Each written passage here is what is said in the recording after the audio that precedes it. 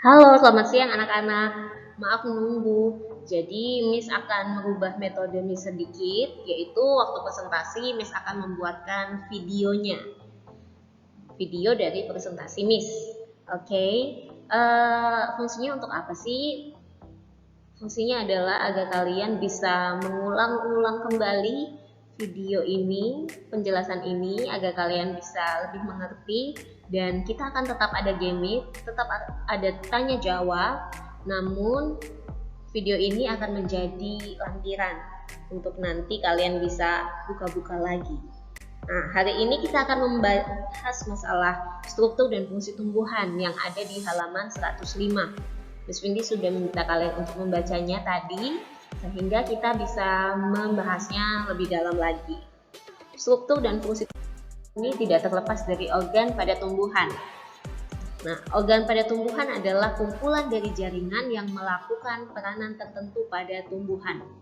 Organ pada tumbuhan terdiri atas dua, yaitu organ vegetatif dan organ generatif.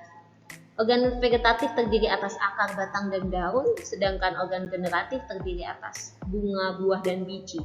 Hari ini kita akan membahas pada organ vegetatif pada tumbuhan. Yang pertama, akar. Akar itu berfungsi untuk mengokoh tegakan tumbuhan, kemudian menyerap air dan garam mineral dari dalam tanah ke seluruh tubuh, dan menyimpan cadangan makanan pada tumbuhan tersebut. Susunan anatomi daripada akar rata-rata adalah seperti ini, terdiri atas endodermis, epidermis, korteks, dan yang terakhir adalah stele atau silinder pusat. Sel-sel epidermis ini nantinya akan berkembang menjadi serabut-serabut akar yang berfungsi untuk mengabsorpsi air dan garam mineral serta menguatkan posisi tumbuhan pada tanah.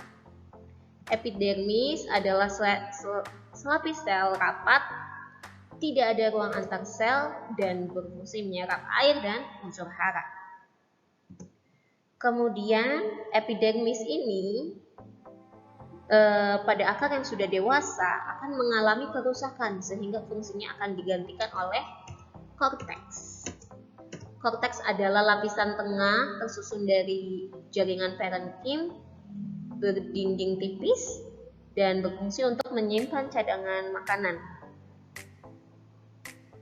Lapisan terdalam korteks nantinya akan terdiferensiasi menjadi endodermis. Endodermis adalah suatu lapisan sel, susunannya rapat, dinding sel menebal membentuk pita Kaspari yang ada pada gambar. Kemudian tidak mengalami penebalan disebut sel peresap. Oke. Pita Kaspari ini terdiri dari suberin atau limin. Karena mengalami penebalan, sehingga air tidak bisa masuk ke bagian pita Kaspari, sehingga air akan masuk ke sel-sel yang tidak mengalami penebalan atau kita sebut dengan sel-sel peresap.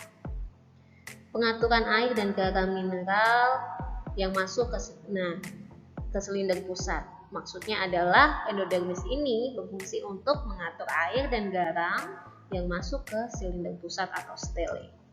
Yang terakhir adalah stele atau silinder. Stele terdiri atas perisikel, pembuluh, dan parenkim. Perisikel ke samping itu akan tumbuh menjadi cabang akar, dan bagian ini nanti akan terdiri dari organ atau jaringan pengangkut yang disebut xilem dan floem. Kemudian yang kedua, bagian kedua dari organ vegetatif tumbuhan adalah batang. Batang ini berfungsi sebagai menopang daun, bunga, dan buah.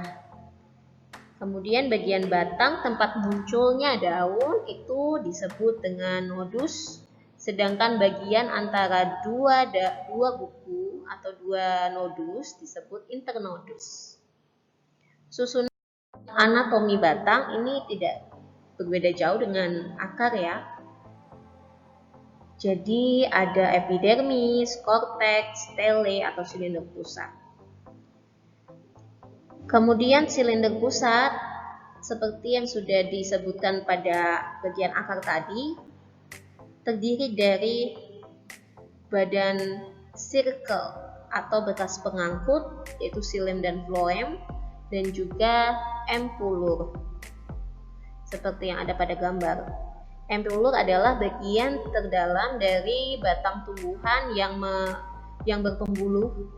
Jaringan empulur muda ini nanti berwarna putih dan gelap jika sudah tua.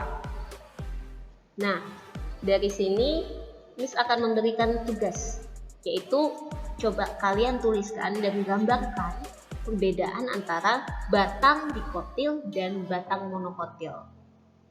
Tenang saja, tugas ini nanti akan kita bahas untuk dikerjakan di hari Rabu, waktu kita Google Classroom.